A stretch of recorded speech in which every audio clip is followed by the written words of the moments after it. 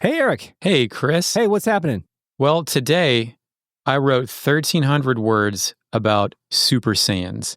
About Super Saiyans. About Super Saiyans. Okay, can I guess why? Yeah, sure. Does it have to do with supersonic? It does, because Okay. I've always heard everyone speculate, oh, of course this was influenced by Dragon Ball Z. So I tried to figure out what was on the record about this. Like if someone actually said, yeah, we fucking like Dragon Ball Z. Okay. Spoilers, there's a whole bunch of stuff. And you can learn about it in a future multi-part episode of Infinite Perfect. Ooh, Infinite Perfect. It's an infinite episode of Infinite Perfect? Where it's still being written. We're currently at 49,744 words. That's a lot of words, So Eric. I decided to make it multiple episodes because I don't think my computer could handle an audio file that big. It's possible. And if you're listening to this on the free feed and I thought the next episode of Infinite Perfect was on Mutant League Football, well, ask Chris to post that on the free feeds and then it'll make more sense. I didn't do that yet? I don't think so, Chris. Anyway, Sonic Adventure episode coming soon. Hopefully episode 1 will debut on 9/9/25, but no promises. Would you like to hear some hot sounds that Sonic the Hedgehog recorded?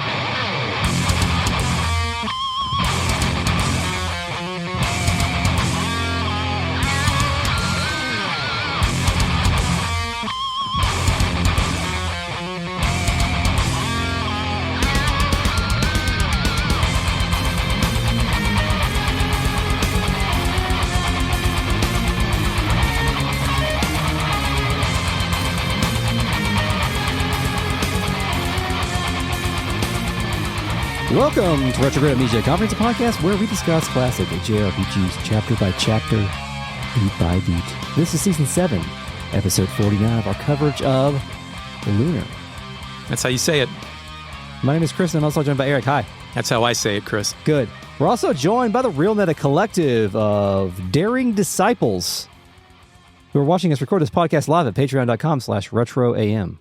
We're also joined by the Fake Net, a voice in the computer, who has returned to being Australian and at the request of Chris is trapped in a jar, I guess, for him to make lizard food out of. Initializing FakeNet. Hello. I don't quite understand why this is necessary, and you can't eat me because I do not have a corporeal form, but I suppose I'm happy to be of service. Hello, I would never feed a fake net to a lizard. Then why do you want it trapped in a jar, Chris? That was your idea. So I can feed it to a roach and then feed the roach to a lizard. Oh, circle of life. Yes, Okay, yeah. yes. Okay. Remember the term gut loading? Gonna gut No, I'd forgotten about that. I didn't want to remember that, actually. If you could hit me on the head with something hard so that I can forget about it again. We're gonna gut load the roaches with a fake net and see what happens. Yeah, well, how about I stab you in the gut with the walk into Mel's office? Oh yeah, I've been there before. Okay, did we see Mia and Jessica standing there? Mia's glad Alex is awake. Jessica's glad too. She didn't know if Alex was going to come out of it. Yeah. So now Jessica and Mia are in our party. Yes, with the mission of going to convince drunken Kyle and drunken Nash that they should not give up their quest to save the world.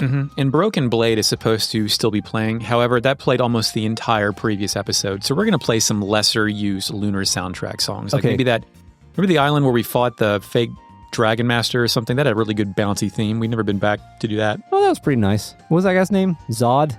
Bod? Zeke? Zeke? Zed. Ted. Fake Net, what was that guy's name? Initializing FakeNet. The fake Dragon Master's name was Zoc. Well, I know I do have him in the character tournament. Well, with Mia and Jessica in our party, Chris, did you know that means everyone has potentially different dialogue? Unfortunately, we can only travel within Meribia. There are no more world tours. I was lying the previous time. Oh, you were mistaken. I was misinterpreting my memories. Okay. Actually, my favorite I was lying thing ever delivered was by Mike Krzyzewski. Do you know what he said one time? It was about the Louisville basketball team. It was a lie? He lied. I forgot what the exact context, but he lied about something, and then when he was caught, he said this as a response. No. I remembered incorrectly. Oh, but you don't remember the context was. Fake Net, what was the context? Initializing FakeNet. It's exactly what Christopher is about to say next. Because I was going to say that I thought that maybe the context was when he had a talking to, or gave a talking to Dylan Brooks after Oregon beat Duke in the NCAA tournament. That sounds like something he would do, but He gave Dylan Brooks a talking to. I mean, isn't Dylan Brooks kind of a shithead anyway? Yeah, but that was before we knew Dylan Brooks was a shithead, because he was a college basketball player. Yeah. So we felt differently back then. Anyway. Well, in the mansion, a lot of workers are here to apologize to Jessica and talk about how awful this shit is. She usually meets those negative Nancys with sparkling resolve. It's called a summary, Chris. I summarized it. Oh, good. There's an interesting bit where Jessica and Mia speculate that only a god could have created the flying castle, that no man could have done it. Is the Magic Emperor a god? I think the Magic Emperor is a god now because he has married a god.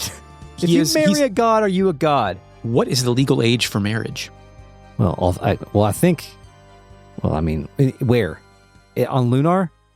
Fake net. There are still stuff. Before you ask the fake, I need you to know this context. Yeah. Here. There are still states in this very republic where you can marry underage if you get your parents' permission. Right, and Althena has no parents, so that is negated, which is why I wanted to ask the fake net, hey, fake net, across the globe, in an incognito window, look what the lowest age for marriage is in a reasonable country. Wait, what's a reasonable country?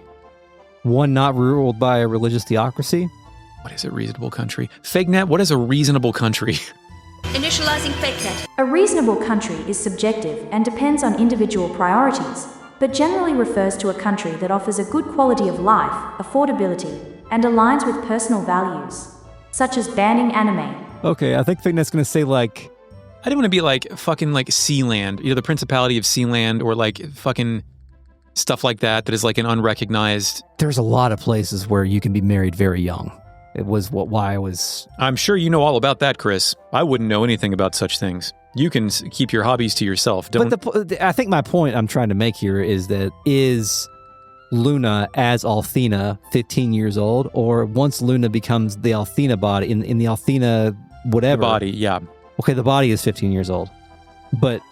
I think you got to go with the mind on this. You can get into. I think there's fewer weird arguments if you go, what is their mental age? That's what I'm getting at here. So the body is built for sin. We've established that. It's true. All bodies are built for sin, according to Victor Ireland. Victor Ireland. Thank you. Hold on a minute. We haven't pressed the button in a while. I mean, Working Designs is me pretty much because I wrote or edited every single game we did. Okay, thanks, Victor. So I want to say that Althena is thousands of years old, right? It's fucking disgusting. It's doing this weird anime thing, right? It is anime, and you're the anime expert, and perhaps that's permissible all the time in such animes. Well, that's how they get in weird anime and weird manga. That's how they get around the weirdness by having somebody be a 4,000-year-old god. Mm-hmm. So I think that we should maybe just not have this conversation. Okay, fake net, let's erase the previous from the record. I don't want to erase it. We're not going to erase it. It just happened, but we're not going to remember we did it. I want to stop having it. Okay. And I just want to ask you a very simple question. Yeah. If you marry a god, are you a god? I don't think so. Unless... If you marry depends on the fiction. If there's any kind of like divine inheritance for that, you have to have godlike powers. And if you get that through fornication, kissing, or a marriage ceremony, then sure. But if I went to go marry Jack Frost from Shin Megami Tensei, obviously a god, right? Yeah. Like, I don't automatically become a god just because I'm married to Jack Frost. Okay, but in this case, in this scenario, Ghaleon has obtained godly powers. He controls... He already had those fucking powers. No, he didn't. He had plenty of powers. Well, he had plenty of powers, but he did not have the power to rise the fortress out of the ground, which is what spawned this conversation. Oh, no, fucking Tabin did that with fucking steam technology. No. It did. It did. In the Sega CD version, the original, did you know the grindery has to stop by lakes and suck up water to fucking power the steam? That's fucked up. It is fucked up, but it's logical, Chris. I'm not talking about the grinder, though. I'm talking about the Althena's fortress that came out of the sky, out of the ground. Well, did a god make Vane come out of the ground, or did they just suck up all the Frontier's power? No, Vane's just like a car. Right? It's the same thing. They're both using floating teleportation technology. But you can't summon Althena's fortress unless you're a god. He coerced Althena to doing it with the song that we heard. So if he has full control over Althena, then is Ghaleon a god?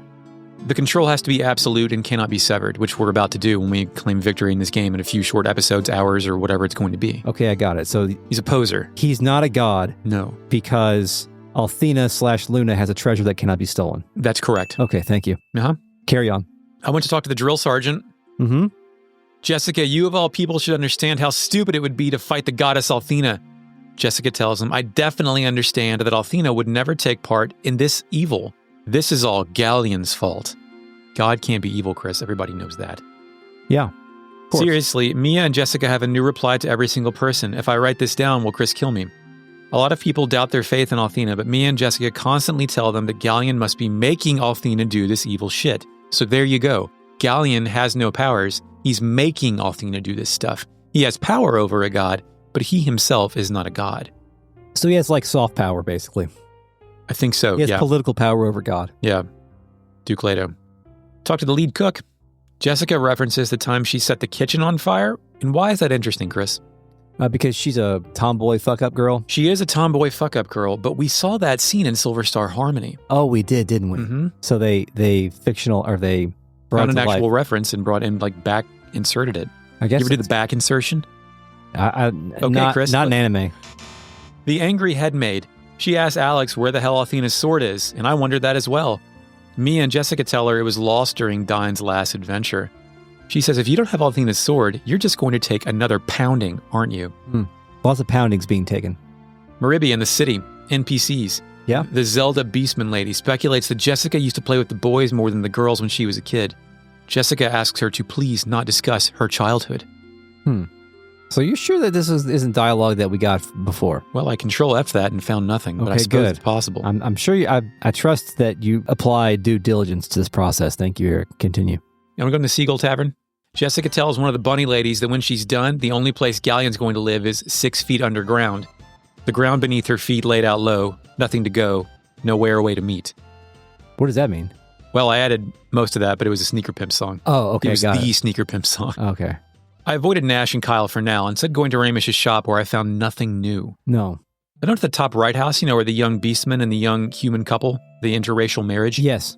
The conversation prompts Mia to speculate if Ghaleon is trying to make a world for humans and the Vile tribe, rather than just the annihilation of the former. Is this the first person that's discussed this? I think so. It's the only interracial couple I think we have, period.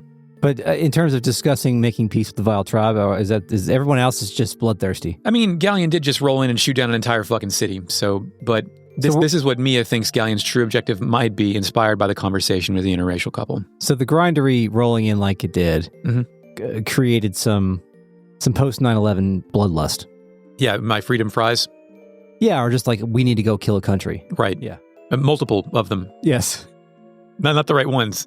Not that we should kill a country, period. Hey, how about we go to Black Rose Street? Yeah, let's go there. I love it. There, I think. The Royce lover. He has the exact same text as last time, but Jessica replies, or maybe I can use my fist to knock some sense into you. Here we go. He replies, whoa there, honey. I only accept pain of the hurts so good variety. Pain of the hurts so good variety. Okay. Chris, is this the video game origin of wanting a lady to beat the shit out of you for pleasure? The video game origin? Like the first time this has ever happened? Yeah, like it reached a mountainous peak with the Resident Evil Lady Demetru Step On Me Please. Yeah. Giantess type yeah, thing. but that was more of, well, okay, I have a question about that. It's actually. pain for pleasure, Chris. Yeah, that was the community, for lack of a better term, that kind of brought that upon the tall lady. As they do, right? Yeah. But was the tall lady designed to create that reaction, do you think? Because I think it was. I don't think that the Japanese designers of Resident Evil had their hands on the pulse that much. I think someone on staff liked a really tall lady. But I don't think... My theory on when stuff gets weirdly sexualized in video games and takes off like it does, it cannot be done intentionally. It has to be an accident. Someone has to make something sexy for themselves, and then, oh shit, the entire world finds it sexy too. I gotcha. Okay. Like the guy in Kentucky Route Zero that wore the fucking antlers, that could have been the sexiest thing ever. But I'm sure some people did, but a lot of people didn't do it, and the game didn't take off like that. Interesting. Is there anything that you found particularly sexy in a video game, Chris? No, I mean, basically just the robots with the mohawks that we discussed in the past. Yeah. I always really liked those. Yeah. By the way, you're a Mega Man 4 guy, right? That's a complicated question. My preferred Mega Man, if gun to my head pick one, is obviously Mega Man 3. But everyone, including a long essay I once read by Jeremy Parrish, said Mega Man 4 was the beginning of the end. I disagree with that. Mega Man 4, I have a special relationship with because it came out when I didn't know video games got sequels annually, and it was like, holy fucking shit. It was like my thing I look forward to an entire summer or something. Yeah. So it's a special place in my heart. Plus Pharaoh Man, badass. Why do you bring up Mega Man 4? You know how, I don't know if you know this, but Jeff Gerstmann is doing this ranking every NES game He thing. seems like someone who would hate it, yeah. And he played Mega Man 4 last week, I think. Mega Man 2 is number 1 on that list right now, right? Pretty high up Pretty there, high, I'm yeah. not sure. And I watched him play it, and I've only played through Mega Man 4 once. That's fucked up. And I never owned it as a kid. It's been fucking 35 years since it came out, Chris. What are you doing? Well, I played it once, and it's not as good as the other one, so why would I play it again? But Hey, play fucking Toadman's music right now. And also note that this music's not very good. Like, the music in Mega Man 4 it lacks a certain level of grit or soul. You know, the Lunar podcast is simply a precursor to our podcast where we argue about Mega Man stuff. Fake Nat, answer the question, please. Initializing fake net. I would love to, Christopher, but no one asked me a question. Eric is holding a gun to my stuffed Muku Muku doll's head. That Muku Muku doll came from KonamiShop.com. You want me to pour some protein drink on this, Chris? What do you think's going to happen to that? You want to take back what you said? Uh-oh, here it comes. I mean, squirrels, they have to fight a lot, so they need to recover, right? I will concede that the Mega Buster with the power-up sound, overriding one of the NES's 4 sound channels, compromised the overall versatility of the music. That's a good way to put Mega Man, to phrase Mega Man 4's ethos is it's compromised. Yeah. It's compromised. I hope something bad happens to you tomorrow. Thank you. It probably will. It's fine. I have 2 kids that just got done with their first week of school, and they had multiple sports practices every night this week, so they're going to be fucking tired. That's great. That's awesome. Dad can relax. When they're tired, they don't stop. They just keep doing stuff. They just get angry about things. You can't make a kid stop doing shit. Well, I mean, if you crush up enough Benadryl and put it in there. No, I'm not going that route because that would be abuse. What I'm doing is letting them play Roblox as much as possible so someone abducts them. Okay, that's way more humane. That's like not your fault even, because I'm sure that's still happening without parental responsibility being a real thing. Yeah, there was a news story about that in the news. Yeah, it's great. It's fucking awesome. Yeah, love wonderful Roblox. Child predator thing. All right, well, enjoy that outtake. I thought best to leave it in and let the world know Christopher's beliefs. Oh, and here's Dustman's music. Sea Hag tells us to wear sunscreen. Chris, are you familiar with advice like youth probably just wasted on the young, aka wear sunscreen? Wear sunscreen, is that wasted? Is that wasted advice? Advice like youth probably just wasted on the young, aka wear sunscreen. Are you familiar with memes from 1997? No. It's an essay written as a hypothetical commencement speech by columnist Mary Schmitz, originally published in June of 97 in the Chicago Tribune. In the essay, giving various pieces of advice on how to live a happier life, avoid common frustrations, spread massively via viral email. It is often erroneously described as a commencement speech given by author Kurt Vonnegut at MIT. The essay became the basis for the successful spoken word song released in 1997 by Baz Luhrmann called Everybody's Free to Wear Sunscreen, also known as the Sunscreen Song. I believe it. Chris Rock parodied it with No Sex in the Champagne Room. Okay. So this is a very complex scrotal. I think so, but that's got to be what that is, right? I mean, all she says is wear sunscreen, but fucking what else? The song was called AKA Wear Sunscreen. Yeah, it's got to be, right? Yeah. I'm pressing the button. Check this out.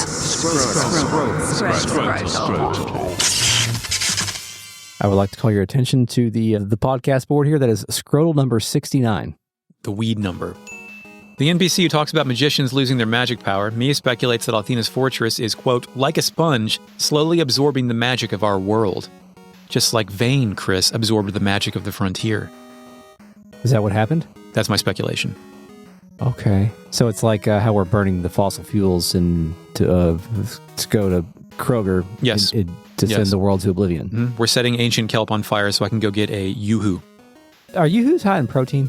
Probably not. I can't imagine they are. Okay. I checked, and hell no, yoo-hoo is not high in protein. Less than 1 gram per serving. Meteorologist.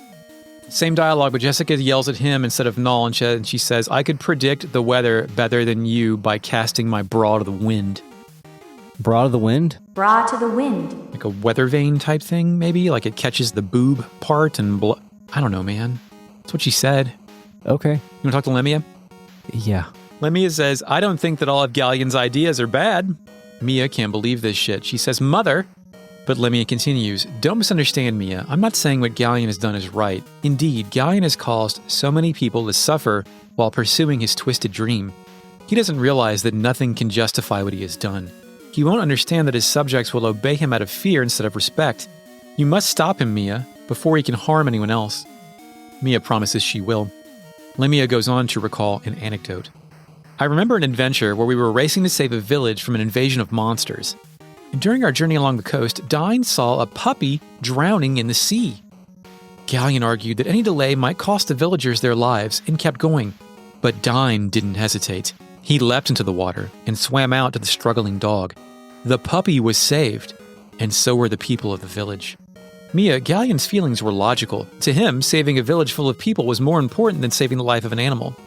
But Dine's feelings came from his heart, not his mind. In the smile on his face when he paddled back to shore with that puppy in his shirt, I've never seen such genuine happiness, before or since. I'll always remember the first time I met Ghaleon and Dine. You and your friends remind me of that day, Mia, because you are all heroes. Dine saves puppies. Ghaleon leaves him to die, Chris. Heart versus logic. What are you going to do? Ghaleon is a trolley problem extraordinaire. Zero-sum guy. Yeah. Mm-hmm. Yeah. Okay. I don't know if I like that anecdote. Well, it's true, Chris. It happened. Do you think that really happened? Do you think Victor snuck that one in there? Oh, I mean, I was going to say really happened in the fiction because Lemia's brains are all swirled up and shit. No, I just meant like... Was that part of the... Yeah. It just feels off. I don't know. I mean, the prose of the story feels off, but I think the idea that Dine thinks with heart, Ghaleon thinks with logic is sound with the narrative that we're dealing with. I think that is sound, but for Lemia to be relaying this to us now makes me think that Lemia should have seen this coming a lot fucking sooner. Well, yeah, but her brains are all fucked up. Remember? She was like mind controlled with but the even fuck before mask. her brains got fucked up. Yeah. Well, everyone was blind to Ghaleon's ambition. He was just taking like 8 fucking sabbaticals a year to go do pervert shit in the frontier. No one asked where knowledge. Ghaleon goes on Wednesdays. You can't ask going him to play cards with the boys. Yeah, it's in his contract. He's in a pickleball league. Yes. Ghaleon was in a pickleball league. Pickleball league. Yeah, they were bulldozing the local park to create a pickleball court. Well, I keep talking to Lemia, and eventually she says, "It's time for you to go, Mia. It's time for you to fight for what you believe in."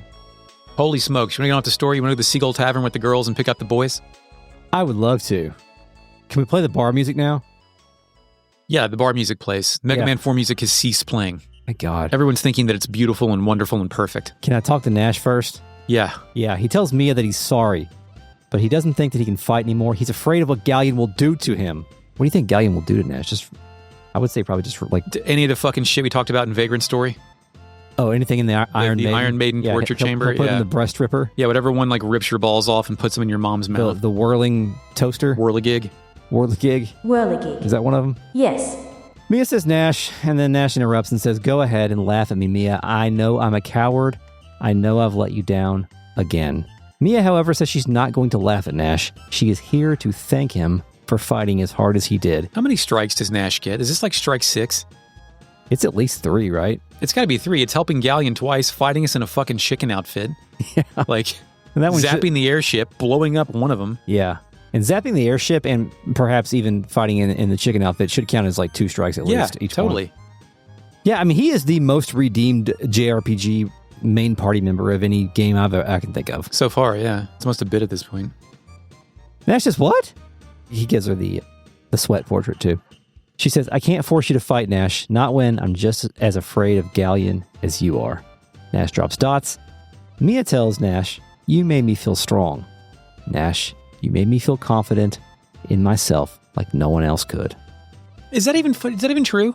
That's what I was going to ask you. Like, I don't Mia, she has like embraced her role as the future leader of Vane, and like she's the one that is ready to get some shit done. But also, I feel like she is partially delusional when it comes to Nash's value. Yeah, like I think she's really a self-starter with this shit because in my brain mind memory, all that I remember is Nash like wanting to protect her and save her from things rather than encourage her. Maybe there's like one line where he encouraged, like, you've got to, maybe indirectly when he said she has to take over Vane in the guild one day, so she has to be responsible and she can't put her, like, that could be like boosting her up a little bit. But generally, he's just been a dipshit about every single topic. On screen, anyway. I'm not really into the whole, like, modern, well, I don't know what you call it, like, dating coach world, where they're, like, these, like, Instagram guys who are, like, giving guys hints on how to, like... Like pickup artist stuff? Like, yeah, not proto, but... Post? Neo pickup artist Neo stuff, pickup artist. Where it's not explicitly pickup artist, but it's like, here's how you talk to women and stuff like that. But anyway, there's this concept of a high-quality man. You have to be a high-quality man. And I don't believe in that concept of a high-quality man that attracts the women from the lower caste or whatever. I don't fucking know. But I do bring that up as to say that Nash is a low-quality man. Nash, so we don't believe it until we do, which is right now. I don't believe in high-quality men. I only believe in low-quality men. That's right. Those are easy to identify. It's like low floor, high ceiling, or no ceiling, or what's the metaphor, Chris? Also known as losers. Speaking of guys with neck tattoos... You mean from 3 episodes ago? Yeah, I saw a guy with a neck tattoo today, and it was puzzle pieces. And they were... It's all falling into place, Chris. You got to put it together. They were colored in. And I wasn't sure if I should think he was a reptile guy or if that means something else. Yeah, it depends on if he takes his shirt off if the puzzles fall into a full picture. Did you ask him to take his shirt off? Where was this? At school. At school, yeah. Approach an adult and ask him to take his shirt off at school. That's fucking good. Try that out. All right. Sorry. You brought that up. I know. Keep going. Mia continues. She says, and because of you, I know I'm ready to take my place as the next leader of the Magic Guild. I'm ready to defend our world against Ghaleon's evil. Fucking Magic Guild's trash, dude. It's a pile of rubble. Yeah, it's in the ground. You can't even go there. You can't even teleport there anymore. She says, Nash, if you don't come back, promise me that you'll look after my mother. She's going to need emotional support to recover from the effects of Ghaleon's spell. That was like months ago, right? Or yesterday. Last week, I don't know. I might not be there to provide for her. Nash says, Mia, ... Well, hold on. She hit him with the take care of my mom if I die, you pussy. Like, because you're not going to go for this fight. Yeah, good point. I'm going to go do it. Like, she's trying to make him feel bad. Like, well, I guess I'm going to go fucking do it since you're going to sit here and drink. Yeah, good point. Excellent point. I glossed over that. Anyway, Nash suddenly gets happy and says, Mia, you made it sound like I'm retired, but I'm in my prime. Reverse psychology, Chris. If you guys don't have me with you, how are you going to have a chance against Ghaleon? Yeah, we need you to use items, Nash. Let's show him the strength of the Magic Guild. Yes, we need him to be the mule. Anyway, Mia's happy he changed his mind, and Null is also glad that there's nothing Nash won't do to impress Mia. Ha ha ha, ha ha ha. Okay, let's hit up Kyle. Yeah, let's hit him up. Our fucked up friend who has retreated back to alcohol. He's all drunk. Do I have to do a drunk voice for this? You have in the past, but it's not required. I mean, I will if you want me to. What do you want to do, Chris? Might make the podcast take longer. A fast drunk talker. Okay. Hey, Jess, I was wondering where you were. Come pour me another beer. I'm so drunk I can't see my glass anymore. Chris, is Kyle the lowest of the low? Did he jerk off in his hand in the hospital? Do you think he did? No, but would he? Yes. Yes. Only reason he hasn't? There's no hospital in Lunar, except for in the frontier. I mean, Kyle, we're not going back there. No, we're not going back there. Anyway, Jessica glares at him. Angry. Jess, beer today? Jessica says, I didn't think it was possible for you to get any dumber. Silly me. How can you just quit when the entire world is at stake? Kyle gets sober. Yeah, he's suddenly sober. I'm the stupid one. You're the one who seems to forgot that we already lost to Ghaleon. If those dragon wings hadn't kicked in, we would all have been dead. Dead! Jessica becomes firm but supportive. Yes, she's asked Kyle if he bruised his poor little ego and tells him to get over it. I want you to tell me that you can beat Ghaleon with one arm and one leg behind your back. That'd be hard. All you talk about is how big and strong you are, so why can't a big, strong man like you defend a helpless little girl like me? Tell me why. He just says Jessica, like Alex says Luna. And then Damn, he's been reduced to a monosyllabic man. Yes, finally. It happened. Jessica then gets sad. You're not strong. You're weak. She got the knife out, Chris. He drops dots. Turns, looks around, musters his inspiration or something. Can you muster inspiration? You can conquer your greatest fears. Okay, he conquered his greatest fears. I think that last beer gave me some extra energy. I'm ready to go when you are. Alex, in a rare moment of saying someone else's name, says, Kyle. Mm-hmm. When Jess and me were kids, Kyle says, another boy hit her and made her cry. I beat the tar out of that punk, and I promised Jess I'd do the same to anyone who hurt her. I'll never forget making that promise to you, Jess. Never. Jessica says Kyle. Kyle continues and says, Ghaleon hurt you, Jess, and now I'm going to hurt him. Null thinks that this is the Kyle that he knows. Null says, well, we tried, Alex. It was really hard getting Kyle and Nash back in action. Then, I guess everyone is... Everyone stands still for a very weird amount of time, like we're waiting for something to happen. You're waiting for the disc to load. Mm-hmm. What if it's please insert disc 3? Right Making here. of disc, secret data. It's about 5 seconds. Who rolls in and shits up the joint? Laike comes in and shits up the joint. Does Laike shit up the joint? He stinks. He does stink. So if he physically shits up the joint, I don't know about otherwise. Null recognizes him as Laike. We approach Laike. Laike says, Ghaleon has combined his power with the strength of Althena. Is that marriage? Your child bride thing is not hitting with me quite yet. Okay. They are wearing clothes that could be described as wedding clothes, but I'm not seeing it. That is true. And he's stronger now than he's ever been. Even knowing that, you still have the courage to fight him? Answer truthfully. We get a choice. Of course we'll fight him, or he already beat us once. Chris, if you say no, if you said he already beat us once, what happens? Laike says, Alex, I understand. I'm not going to try to convince you to change your mind. I don't want you to fight with a broken spirit. You would only be a disgrace to yourself and the Dragon Masters who came before you. At least you can die with the knowledge that you tried. Well, that's fucking depressing, Chris. Since we can't make progress without picking the right choice, let's pick the right choice. Yeah. I say, of course, and Alex paraphrases my selection. I'll do anything to save Luna. I'll give up my life for hers as music determination plays.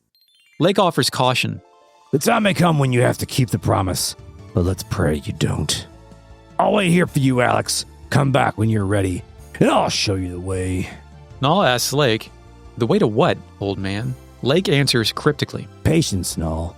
Go and prepare yourself, Alex. I'll be here, enjoying my beer. Laike wanders over to a table and stands next to Kyle's beer, presumably drinking Kyle's brew. That's funny. It's already paid for. Null advises us to go to Ramus's shop to look for new weapons. We party up, and we have control. Chris, oh my god, with a full party, surely all the NPCs in Meribia have brand new stuff to tell us. Do they? What do you think? I think probably yes. Let's start with the Seagull Tavern because we're already there. Okay. The termination plays, not the bar music. Bottom left beastman. I heard you guys are trying to get up to Althena's fortress, but how are you going to do that exactly? Jessica points out that Vane won't be flying anytime soon. Alex throws the dots. Null says he can't fly that high. And he goes, well, it is called Althena's fortress for a reason. It's not a place for humans, beastmen, or anyone else. How about that bottom left balcony bunny? Love balconies. The legends claim that the goddess would summon a flying fort with the power of her voice. Now that's come true. This must have something to do with the vile tribe kidnapping all of the singers. Null wonders how Ghaleon knew Luna's voice would have that kind of power. How about the middle left bunny lady? What kind of knowledge is in her brain, Chris? Why face the end of the world with a clear head and a heavy heart when you could drink to excess and forget all of your worries? But Chris, Nash shits inside of her mojito.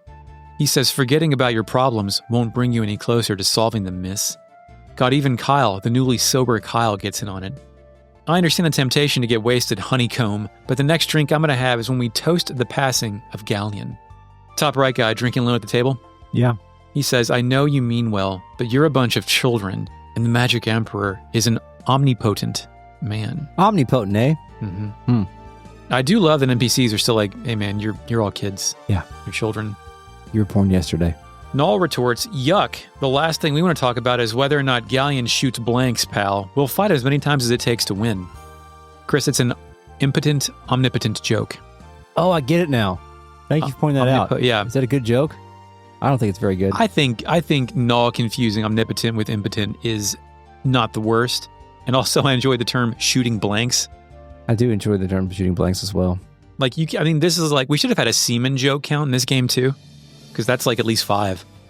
Yeah, if you count the one where Kyle was afraid that he was going blind because of his masturbation habit. Right, yeah, that's whacking off joke. Yeah. Mm-hmm. How about the draw like at the table? Magic Emperor will cut you down like a dead tree. I have a sixth sense about these things, you know. You're a fool if you don't listen to me. But that guy with the blue beard.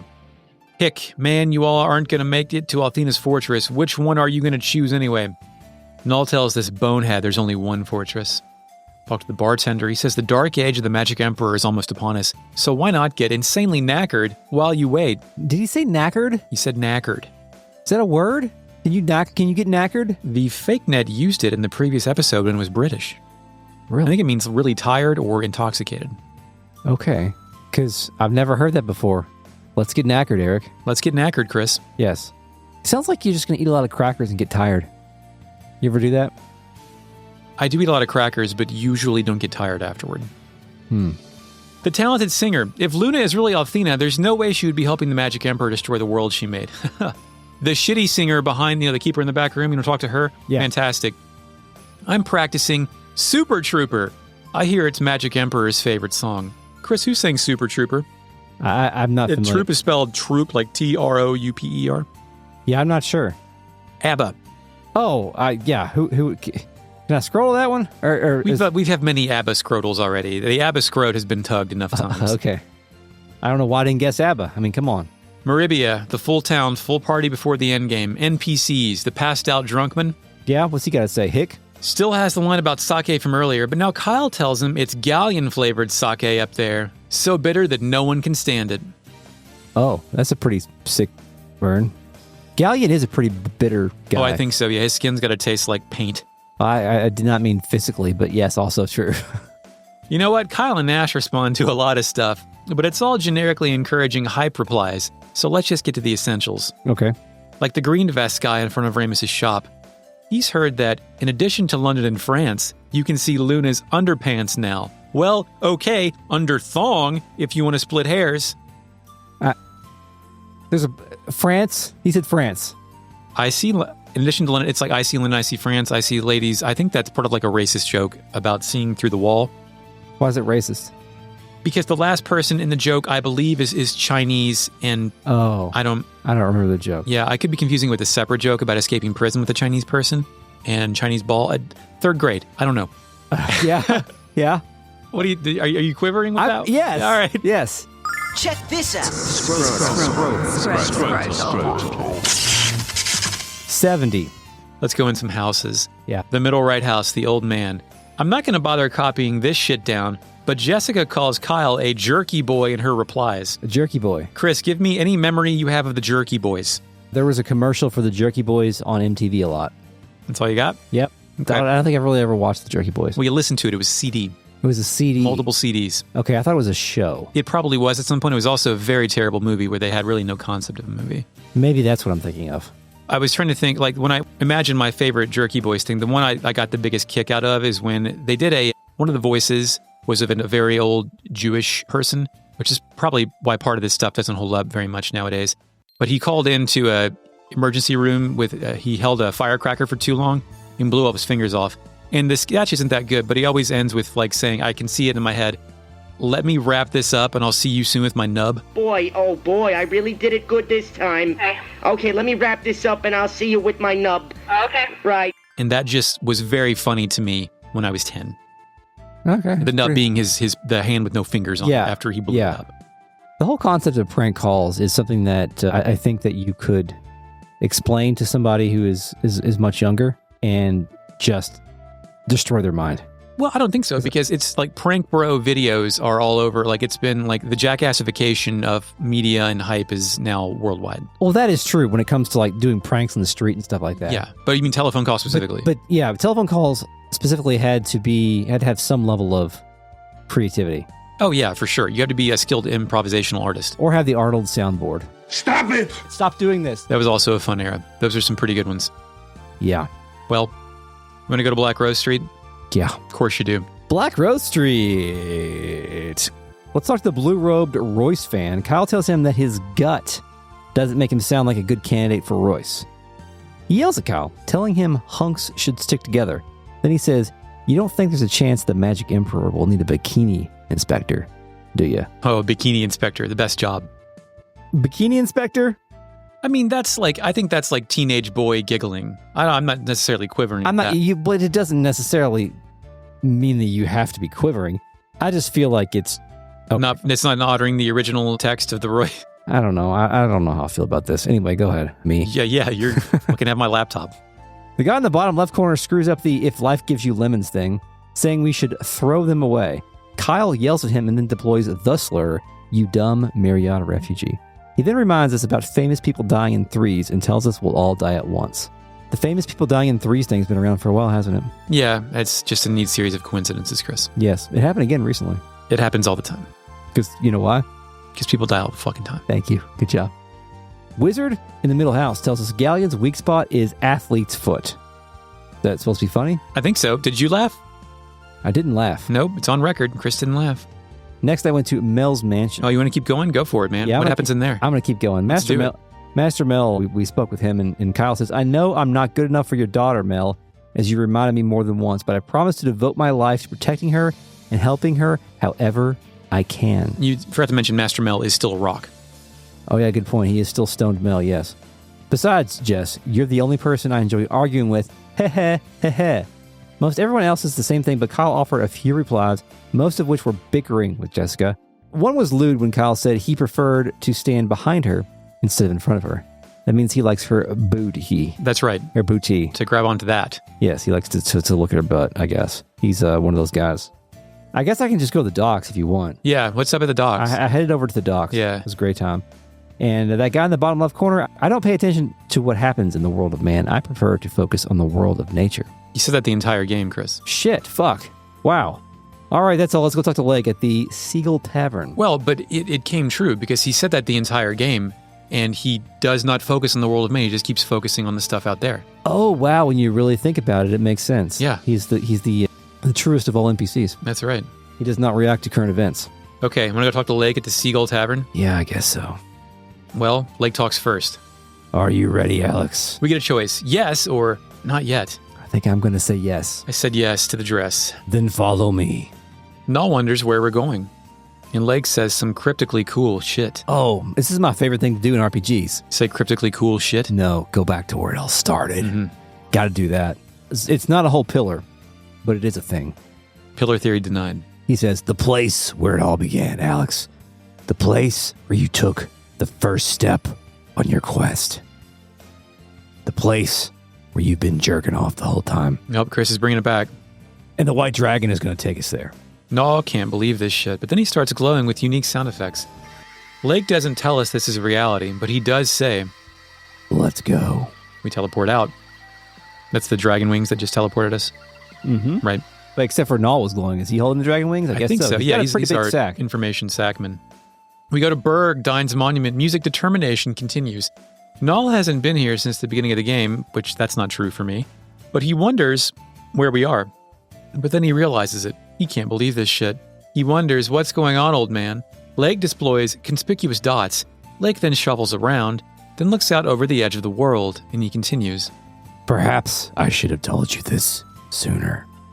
But at least I'm telling you now about what happened 15 years ago. What happened on the day Dragon Master died? The music stops and we fade to black. We return to an unknown location. Music, silent place, plays. Althena is hovering in outer space at the edge of a crystalline platform. Her eyes are closed and she's engulfed in a column of light. A new portrait graces our dialogue box. It's a younger Ghaleon, bangs bangin', and in his 4 heroes outfit. His fanged teeth and open mouth are screaming, and he issues a surprising command. Step aside, Dine. I have no more to say to the one who will not listen to the voice of reason. The camera falls down the stairs to a new set of sprites. It's Dine, the one who is torn apart, who is a palette-swapped Alex making his way up the stairs. Ghaleon is standing at the base of the stairs, and he continues.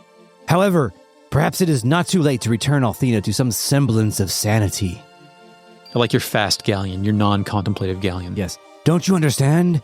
If she carries out her plan, the world shall perish. Dine, in his noble portrait, says Ghaleon's name affectionately, but Ghaleon has more to say. This is a travesty, Dine, a crime against her progeny. In Harmony, Ghaleon refers to this as Althena's final transmigration, like she'll become a human, then die forever as a human. Isn't transmigration what happens when you turn the body of Christ into Christ? Or is that... Yeah, I thought transubstantiation was the waffling between divine and mortal. I don't know. But he said transmigration. He did. I think I'm getting my laws of metaphysics confused with the laws of alchemy. Well, it's all made up anyway, so you can say whatever you want. No, alchemy's real. Ghaleon turns his back to Dine and continues. Scattering her powers into the world to be reborn as a human? And you willing to throw away your power as well? Willing to join her in this madness? If the goddess looked at you like she was wanted to be best friends with you, would you also join in the madness, Chris? I would join in the madness. I would also join in the madness. I tend to err on the side of legal adult of self-determination of humans. That's the conversation that's unfolding right now. It's the conversation between Ghaleon and essentially what Althena wants to do. He continues, he goes, why, Dine? Why do you continue to travel this selfish path? Is it selfish? I don't know. I mean, wanting to remove God from the world so she can be your Earth GF, in theory, that's a little selfish. That's not what happened. That in particular is selfish, but we don't know if that's Dine's intent, right? It's not, but also... Because he knows she's going to become a baby. I mean, are they there in... I forget if this is part of the lore later in whichever fucking version of the game, but what's the point of Althena? Is it because she felt disconnected from humanity and she wants to be reborn as a human, an ignorant human, to understand that as her final wish? Otherwise, what's the point of removing God other than to just make humans deterministic and agnostic? And maybe she has been caring for humans in a very invested way, where she's been actually, helping people, healing people, turning water into wine. Except for the frontier, yeah. Mm-hmm. Yeah, except for the frontier. And she wants humans to evolve. And do it on their own. You know how, when Shar wanted to drop an asteroid onto the Earth? This is the only thing I know about Shar. Yes, because he wanted, I actually know. Because he wanted humans to migrate to space. Oh, I didn't know that was the reason. I just thought he was pissed off. Well, he's got lots of issues. He wanted to do that in order to force humans to migrate to space. So they could die in space. Because he believes that the only way to unlock the next level of human evolution, aka becoming a new type, being able to have that sixth sense of... Is new type real in this fiction, or does only he believe in it? No, new type is a real thing, and it typically in the world of Gundam deals with your ability to sort of be like a psychic empath a little bit. Psychomantis. What? I cannot read you. Psychomantis is a new type, yes, I think. Anyway, like, he believed that humans would evolve to new types and we would all reach this level of mutual understanding because we'd have the psychic connection if we would all go to space. Soup. Partial we all soup. have a psychic connection. I'm pretty sure that's partial soup. Partial soup. We still have phase 1 soup theory. It's phase 1 soup because otherwise we still have our own identity. Anyway, he wanted to do that. In this case, Althena wants to do that, but the sacrifice is only that she has to become a baby and she can't heal Walter when he skins his knee. But she very much can heal Alex when he skins his knee.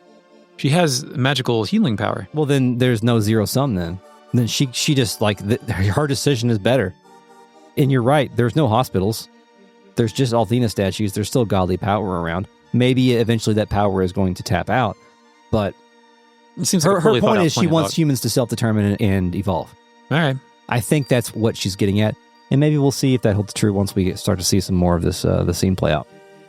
Dine is going to speak next. I'm not using the Lake voice for young Dine. I'm using the I won't let you voice. Okay, for this one. Yeah. Okay? And just so we're clear, I won't let you voice is this. I won't let you. So Dine tries to explain himself. You're wrong, Ghaleon. Though she shall cease to exist as a goddess, Althena shall never pass from this world. That's like really good 2009 voice acting. Thank you. She will live on in the heart and soul of every human. She will smile each time two people fall in love. Ghaleon calls bullshit. Also, so do I. That's the first fuck. That is kind of bullshit. What Dine should have said to Ghaleon is what I just said to you. Yeah. He should have invoked Gundam to make his point. I don't know that you can necessarily throw human determination at 15-year-old. Well, I don't know. Xenogears kind of got some toe in some concepts like that, I guess. So maybe you can. I don't know. I just wouldn't trust the audience with stuff like that. This is much simpler. I think that the audience can understand self-determination, though. We'll see if they get there. Anyway, Ghaleon continues, Nonsense, Dine. That is nothing but a deceptive stream of deadly romantic rhetoric. Team Ghaleon. Can I think about this one for a second? Yeah. Now, I like the prose here. Deceptive stream of deadly romantic rhetoric. It's pretty good. Your romantic dream is trash, bro. Yeah. That's what he's saying, I think. Singular focus. And I do agree with that. But I think that I'm leaving room to go either direction, but I'm thinking that Dine is simply as dumb as maybe Alex is. Oh, for sure. And is not understanding Althena's true reason for doing this. Because what he just said is, it's kind of die for your sins kind of thing. Like, Christ is going to ascend to heaven, and he's going to smile when you fall in love. He's going to bless your sacraments. Yeah, but Christ is very much coming back from heaven in this scenario. Ooh, is Althena coming back? Yeah, I mean, well, I thought you said ascend to heaven. Yeah. Oh, let's just keep going. Hold on. When is this?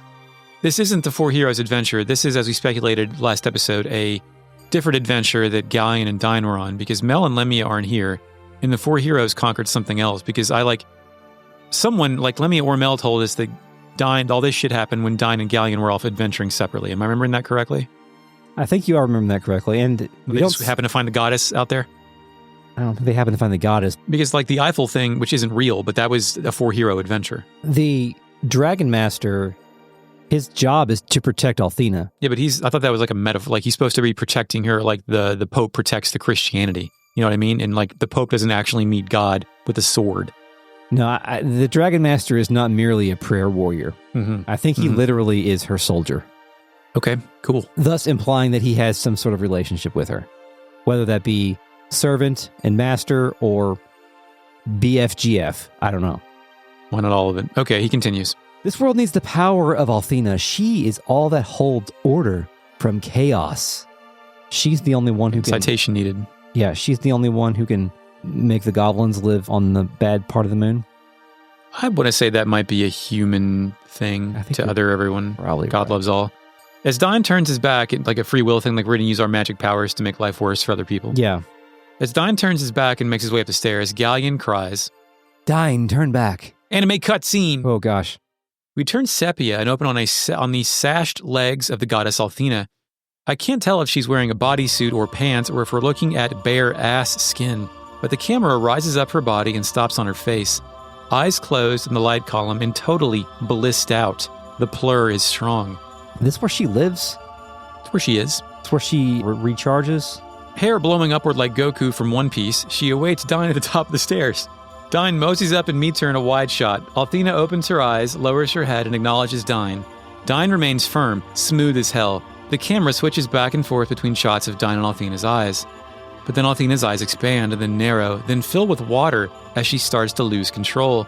We move to Dyne's feet, and he takes a step forward. The camera moves behind his back as we approach Althena. From behind, Ghaleon screams, Wait! Die! Stop! Stop before the path you have chosen strips you of the very power that safeguards your soul! Quick, here's what he says on PSP. Wait! Dyne, stop! If you persist in this course, you'll lose the very power you've gained in order to protect this world! Maybe Chris puts the new one here. Dyne, stop! If you continue on this course, then you will lose the very power you have gained to protect this world! Dyne closes his eyes and sparkles with magic shit. His Dragon Master disappears into some lake gear. Ghaleon can't believe this shit, screaming, Dyne, no! Dyne, no! Dyne, no! Althena smiles and goes supernova, and there's an excellent shot of Ghaleon shielding his eyes while light and shadow strobe across his face. But Ghaleon looks through the light and asks, Why have you done this? What is it that you can see that I cannot? Tell me! Why, Dyne? Why? What is it that you and the goddess Althena can possibly see which I cannot? Tell me! Why, Dyne? Why? What is it that you and the goddess can possibly see which I cannot? Tell me! Ghaleon literally can't see here, so it's more than a metaphor. In the bright light, we see a pair of hands catch a falling newborn baby. With the new child in his hands, Laike answers Ghaleon. I see a bright hope for the future that resides in each and every human being.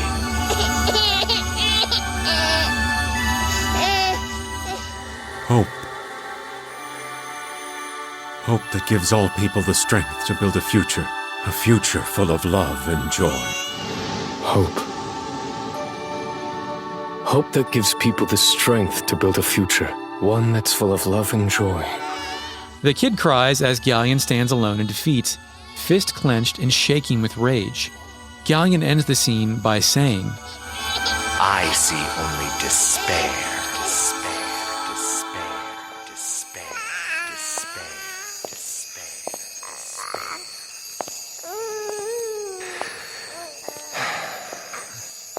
Cannot accept this rationale. I just cannot. I do not understand. I see only despair. And despair echoes 5 or 6 times as Ghaleon turns his back and walks away. And then Dyne. Wait, no, I mean Laike. Whatever, he has a new line at the end, for the current remaster. Please watch over these children's future, my friend. What the hell? First of all, I think that's kind of It's pretty weird. It is weird. I do like how this is going to rhyme with the things in the game later. Yeah. I think that's really cool. But I don't understand why she has to turn into a baby in order to bring hope and love and joy, etc. I don't either. In some ways, I wonder if Ghaleon just merely trying to repatriate Althena's godhood. That's the entire thing, but he already has ambitions of perhaps harnessing that power so that he can. Well, I don't know. I mean, you think he's harnessing it for his own will. I think he's really just trying to re-elevate God. I'm not sure how sure that's possible, really. But he thinks he can do it. And Althena clearly still has that power within the body of Luna, who is Althena. I think what this entire backstory is missing is some event that led to Althena making this choice. Yeah, because we don't have I think that's why overall the inspiration for both Ghaleon and for what Alex is going to do later in the game, it just sucks because there's just no substance there. It feels like we're in this battle of good versus evil, but those concepts are very abstract. It's only good, it's only evil, and they're fighting. There's no... Right, in Lunar, there's no nuance or black. It's a black and white binary system. Yeah, there's no inspiration for evil other than evil, and there's no inspiration for good other than good. We don't even quite grasp on why Dine had to make a sacrifice, and why his sacrifice was merely losing his clothes and not losing his life. It's all just very... The Dragon Master cannot exist without a goddess, so I think that was a consequence. Dine has to like sacrifice something as well, right? So he gives up his badass power. Yeah, but why was that so meaningful for Ghaleon? For Ghaleon, because it removed God from the world. We just killed God. So the removing God from the world requires you to relinquish your Dragon Master powers onto God and like create this like black hole two Marty McFly's meeting situation. Maybe, but I think the Dragon Master relinquishment is a sacrificial side effect. Whereas I think the true question to ask is, what's the fucking point of this? And like later, like you would think, oh, Dine will raise the kid. But did Dine give Luna to Alex's parents because it's super fucked up to raise your goddess girlfriend as a Jesus human? I think so. And he also had to grow a beard and have shame, I guess. Does he have shame for this? Like, I don't understand also why Dine had to become the Wanderer. Dramatic tension for your childhood boy hero thing is part of his hero's journey. I think that it is like, the end game, but you didn't invent the premise yet. You remember how Final Fantasy VIII was kind of fucked up? Oh, it was real fucked up. But you remember how, like, even though it was, even in its fucked upness, you could still draw fun lines from A to B. Oh, yeah. And create these fun, like... The yarn map could be completed. The whole reason, we did a whole bonus episode, patreon.com/retroam, on the Final Fantasy VIII Conspiracy Hour, where we took fun fan theories like Squall is dead and Laguna did 9/11. Right. And we were able to do that because a lot of that lore, even though it didn't necessarily it didn't always present itself well in the game, but it was there and you could draw lines between A and B, even though you had to take some weird detours. You can't do that with Lunar. Not really. I don't think it's there. And there's no, like, and it's not because there's not a lore book for Lunar. It's because it's not in the DNA of the game to really feel like trying to make sense. Have you ever seen a game that is so verbose and demands a 50-episode season that doesn't have anything to say? No. Or to be not necessarily nothing to say, but to be this lore deficient. And is that a good thing or a bad thing? It's a different thing. It's definitely a thing, Eric. I'm not going to make a full judgment until we get through all this stuff, and I can... Because I've been thinking about this for fucking months. Yeah, we've been doing this since last August. But even like as I finished the game, like a month or so ago, I've been trying to put together my final feelings on like Ghaleon's arc, and I can't do it. I can't do it. Like, it's no good. We have to fully tease it out. I can never. I'm like, well, maybe the truth will come to me during a conversation on the podcast, and it's still not happening. It's still like. Also, Ghaleon's arc is not necessarily complete in this video game.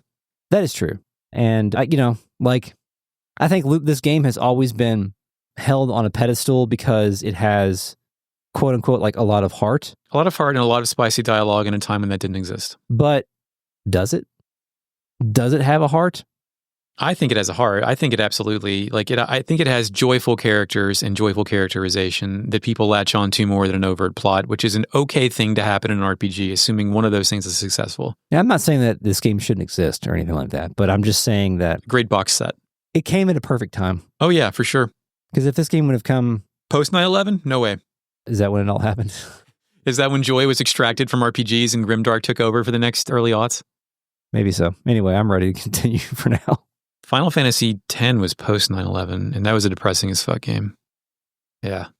Yeah, I don't know if there's any correlation there. I mean, 9/11 did psychic damage differently to Americans as it did to the Japanese, I'm sure. Yeah, it got Propeller Arena canceled, Chris. Didn't it get Metal Gear 2 delayed? Solid 2? They had to redo the ending, I believe, to take some towers out. Yeah. We return to Burg at Dine's monument. 4 Heroes plays, and Laike continues. Despite our pure intentions, Althena's presence was causing more harm than good. What? How? Because they took away God. How? Because now you can't worship anything. God's dead. She's not in her tower. He said they're gonna fucking figure it out, Chris. He said her presence. Anyway, and her many children. Althena's presence as a god in the world. Okay, and then I think he helps me a little bit here, and this is kind of what I was saying before. And her many children were becoming ever more dependent upon her. Yeah, that follows through with your theory. People are too invested in God. They need to go to space to evolve. They need to stay on Earth to evolve. They need to get out of their head out of the heavens. They need to do their own farming. Yeah, there you go. Was Althena doing the farming? Most likely. Was she just granting bountiful harvests? Anyway, instead of working together to improve the world they shared, as she had always wanted.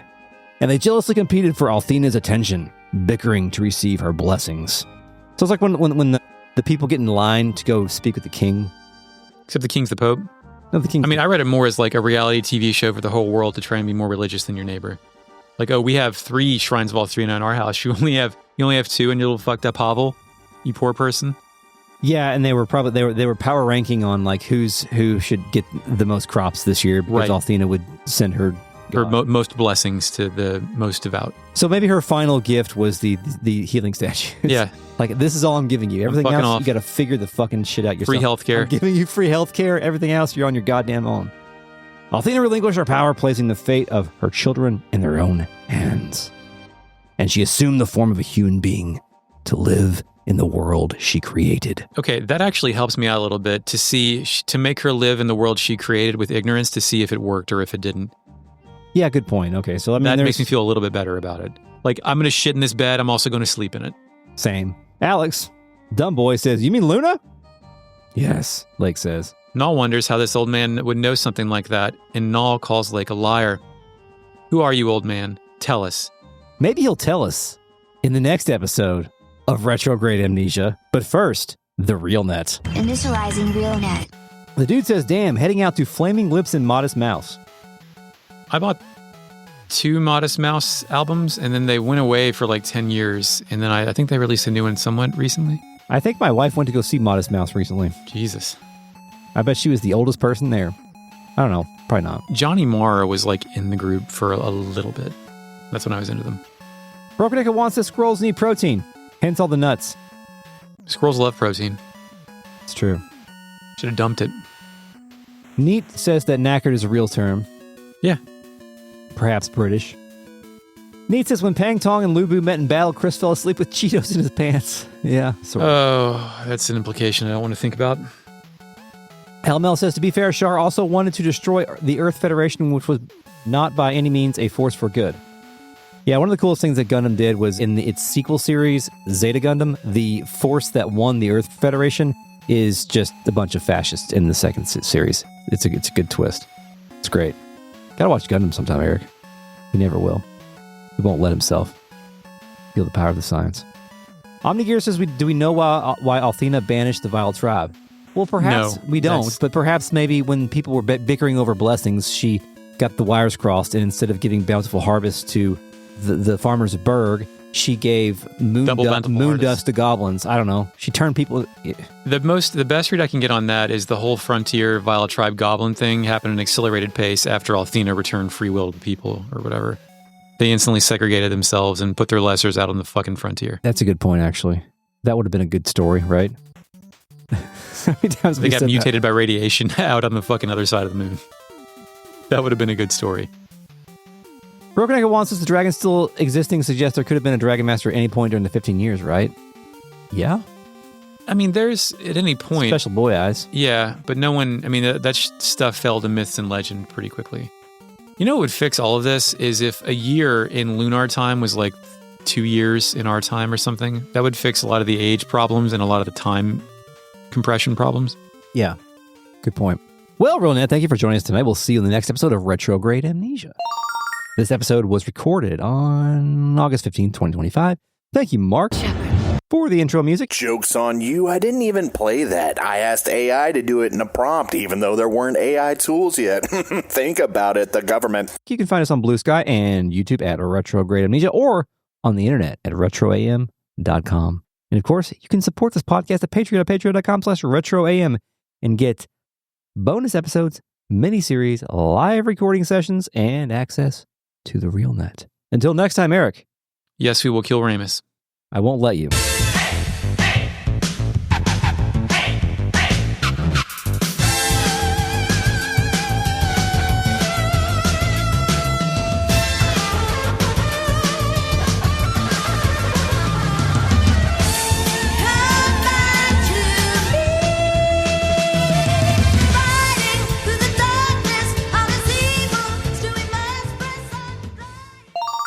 Well, we got that out. Sorry. I'm glad we got that all. Yeah, we established something. Yeah, we went through marriage laws and everything just to get there.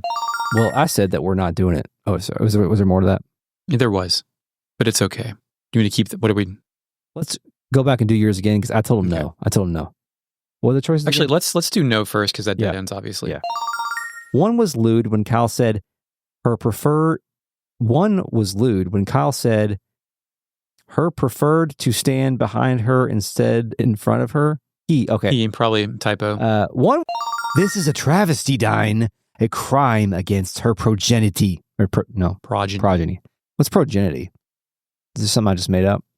Fake now. What's as an outtake? It's an outtake. Yeah, you can't. No. This is a travesty, Dine. A crime against. Oh fuck. Also an outtake. Hold on. Progeny, right? Progeny. Okay. My hand hit the thing and it rewound. Don't you understand? Nope. It's not it either. One more. Ghaleon. And you willing to throw your power. No. She will live on in the heart of every soul. No. They jealously competed for Althena's attention. Yeah, you said that word weird. I was going to let it go, but if you want to redo it. Yeah. We did all that? Did we do that? I think we did. I think they just joined our party, right? Yeah. Null's trying to embarrass me. He's doing a great job. He's too busy getting himself reacquainted with the joys of the bottle. So now Jessica and Mia are in our party. The fake Dragon Master's name was ZOC. I trust that you do your do. Fucking love doo-doo. I trust that you do your deal. I trust that you apply doo-doo to whatever you want, Chris. I'm not into your sick fucking hobbies. The fucking I was looking at honey buns earlier today. Yeah? There are 65 grams of carbohydrates in a fucking honey bun. That's a lot of carbohydrates. That's a shitload, dude. That's bad for most people. Good for you, probably, right? It is. It's a single honey bun. The serving size is 2. Can't stop. Won't stop. Can't wait. If you guys don't have me with you, how are you? Says Kyle, I didn't think it was all you talk 1,000, 2, 1,000, 3, 1,000, 4, 1,000. It's about 5 seconds. Okay, I'll do the Lake voice. You do everything else. Ready? No, even Lake offers caution. The time may come when you have to keep that promise, but let's pray that you're Lake. Lake offers caution. The time may come? Mm-hmm. What's the most debaucherous thing you've ever done with a salty snack? Well, it's not circle jerk, I'll tell you that. Define debauchery. Okay, you remember the Romance of the Three Kingdoms story where I fell asleep with Cheetos on myself? Yeah, I remember that story. A stream or something? Yeah. It was the memory card episode. That would have been mine, right? So have you ever done anything even close to that? I don't really have a lot of passed out with food memories. Like food time and sleep time are different things. I remember on Waypoint Radio when they talked about having the food bed in addition to the regular bed, like a 2-bed household, the 1 bed for food and the regular bed. I think that's disgusting. That sounds bad. Yeah. I do not believe in food in the bedroom type. Oh, I don't take food in the bedroom anymore. No, I mean, I used to take like a beer to bed sometimes, but I don't even do that like that. Well, you take gum to the bedroom, Chris. That's a food. Gum's not food. Debaucherous with give me a second. We can afford some dead air. Debaucherous with a saltine or anything you want. I was just thinking of maybe this will help you here. Yeah, jog me along, please. I recently, when my kids and wife were out of town, I was at a store and I saw a big, huge bag of they were like cheese balls, but they were pickle balls, but not the pickle balls you hit with a racket. The ones you eat. Hold on, were they cheese balls with pickle flavor or are they balls of pickle? They're balls of they're not balls of pickle, but they're basically cheese balls with pickle flavor. Yes. Okay, you ever had like dill pickle chips and stuff like that? Yeah, mm-hmm. Yeah. There's a lot of pickle things. Lay's, Frito-Lay, yeah. And I saw them, and I bought them specifically with the intent to eat all of them in one sitting while watching a movie. What's the size of the bag? By myself. Is it party size, regular size? Regular size bag, like a bag of pretzels, Well, regular size, like, are there 2 servings in this bag or 10? There's probably 6 servings. Okay, that's an adult size. Yeah, okay. Good job. So I bought them with the intent of eating them all that night. That's and then I pretty bought good. a second bag to consume like just normal. All after you ate that bag? No, just like, grab one every Can I ask you if there was a dinner tonight too, or was that the sole meal for the night? There was also a dinner, yes. It was... Okay, that's good. Supplement. It was tiki masala, I think. Yeah, I've never heard anyone say it like that, but I appreciate your pronunciation. Tika. You said tiki. We're gonna. It's on record. Did I say tiki? You did. Did not mean to say tiki. Okay, I've thought of my debaucherous salt situation. Yeah. When I was approximately 10 years old, I took a bag of KC Masterpiece barbecue Lay's chips. Remember that? Yeah. The KC Masterpiece logo had like the black and the red. Yeah. Unique flavor. And I took it with me to the bathroom toilet. Okay. And I was going to sit there and eat chips until I shit the chips out. That was your plan? That was the plan. You wanted to see what was going to happen. I wanted to see if it was possible because I didn't know how quick. It was before I learned about any of that. It could have been like 8, 9, 17, who knows. My father stopped it. Okay, good. He threw the bag of chips away. We were no longer permitted to finish the bag of chips. Yeah, you don't take chips in the bathroom. It's kind of gross. Yes, whoever just posted a picture of those pickleballs, that was it.